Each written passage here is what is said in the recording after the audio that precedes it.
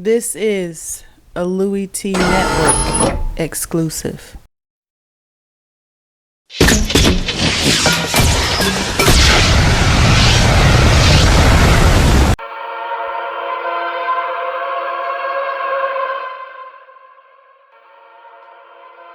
Who else could it be?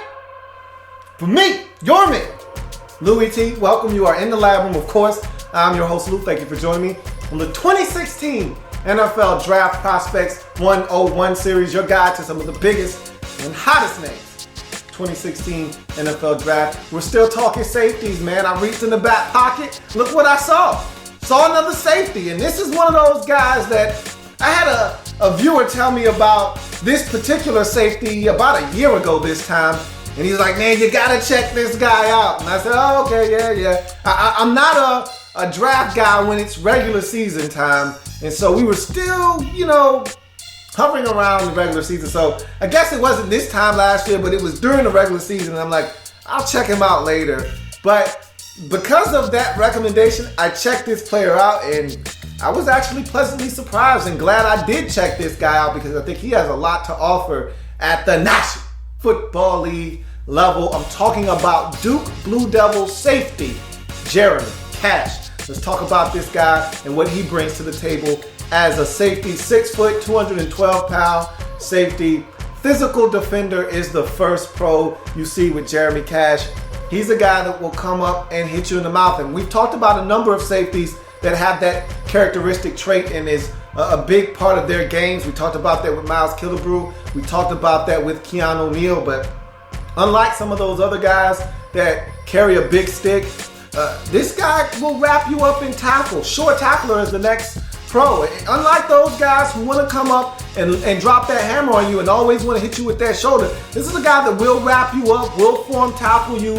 He will explode through you and hit you. He will cut you down and chop you down if he has to on the outside, but he also will grab you, shoot your cuffs, get you down on the ground. He will make form tackles. So I love his ability to not only hit you and make you feel it, but also just know, all right, I don't have the angle here, or I don't need to try to make a big play. I just need to get this guy on the ground right now. And so I feel good, a little bit better than I do some of these other guys, and with his tackling ability.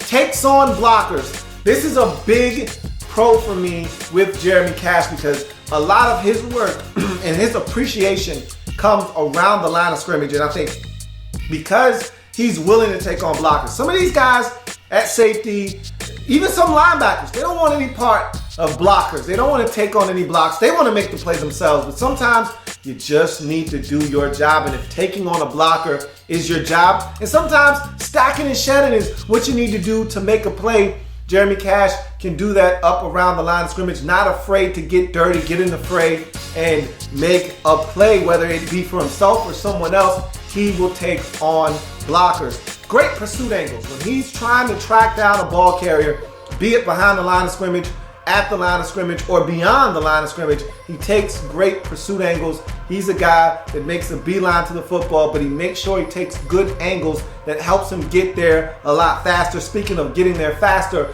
outstanding closing speed is the next pro.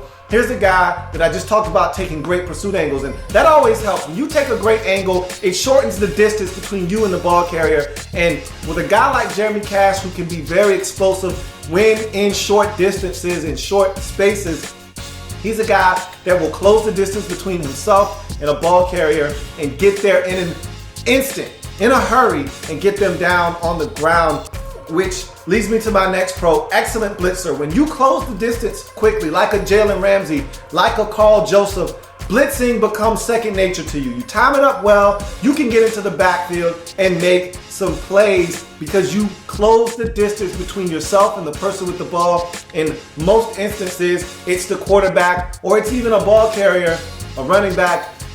One of the games I watched, and I'm going to talk about this game here in a second, Jeremy Cash was everywhere, and he was one of the biggest portions of why, and parts of the game toward the end, he was blitzing like crazy, getting into the A gap, blowing up plays, getting into the B gap, being disruptive, timing the play up, and really being a nuisance to the offensive line of Georgia Tech. Tremendous playmaker around the line of scrimmage is his final pro. And let me talk more about that Georgia Tech game. We know about Georgia Tech. If you follow college football, you know they run the triple option. They're a very hard team to defend against because you don't know who's getting the football. Not many teams in college football, them, Navy, maybe a few others, still employ the triple option, but it's so hard to defend because A, you don't see it very often, hard to prepare for, and B, you just don't know who's getting the football. Quarterback can keep it, fullback can get it, the other running back can get it, the other running back. It's just so many options on that particular play that can have the football. It's quick, a lot of different motions and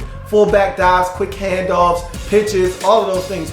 Got to account for the pitch guy, got to account for the quarterback, makes it tough to stop. Jeremy Cash was an absolute beast in that football game. Go turn on that. If you want to know what Jeremy Cash is as a football player, turn on the Georgia Tech tape from 2015 and just sit back and watch this guy at work. It is a masterful performance of a guy taking over a football game and willing his team to a victory. Outstanding game by Jeremy Cash in that game versus Georgia Tech. And so he's a playmaker around the line of scrimmage. That game to me is the most evidence I can produce to you as to why this guy is a tremendous playmaker around the line of scrimmage. Let's go to his cons. He's better at the line of scrimmage than away from it, and I've pretty much told you all the things you need to know as to why he's so good around the line of scrimmage.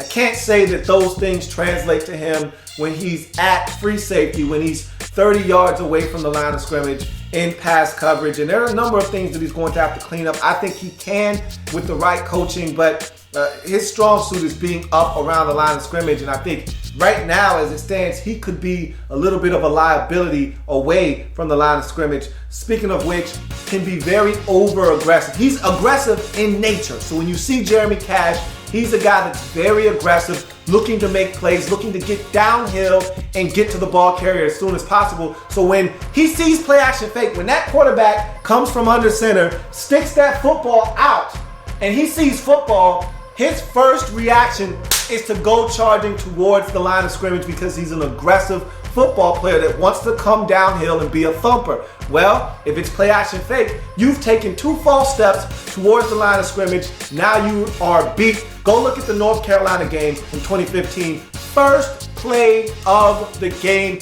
Watch Jeremy Cash react to play action fake and give up about an 80-yard bomb for a touchdown on the first play of the game. He wasn't the only one that fell for it, but again, it just goes to speak to he can be duped and can be over aggressive at times, which will allow guys to get behind him. He's not the fastest guy out there at the safety position, so he can't afford to take missteps towards the line of scrimmage and then think he can make up that ground down the field. So that's something he's going to have to clean up. To me, and this is the last con for him, he's virtually a linebacker. I look at him and I say to myself, this is a guy that I want up around the line of scrimmage because he plays in that Dion Buchanan type role.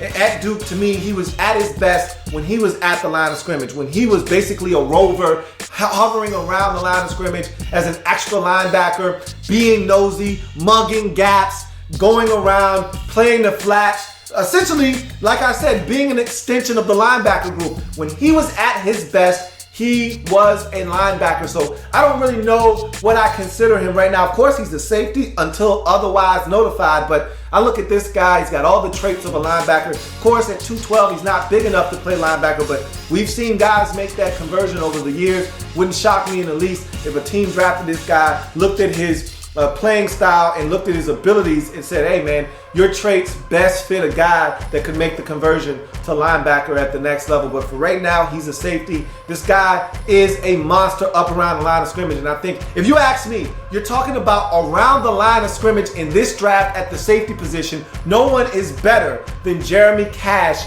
up around the line of scrimmage in the 2016 NFL draft as a safety. He is that good, that instinctive, that disruptive, and that short of a tackler up around the line of scrimmage. Give me Jeremy Cash every single day of the week if you're talking about a safety dropping down as the 8th defender in the box. That's Jeremy Cash in his 2016 NFL draft breakdown, prospects breakdown 101. If it happens in the National Football League, whether big or small, we cover it all here in the lab room. Come back and join me as I continue to break down anything and everything.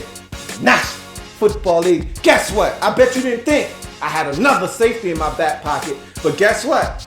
I do. Come on back. We'll break them down. See you next time. There's plenty more where that came from. While you're here, subscribe to the channel.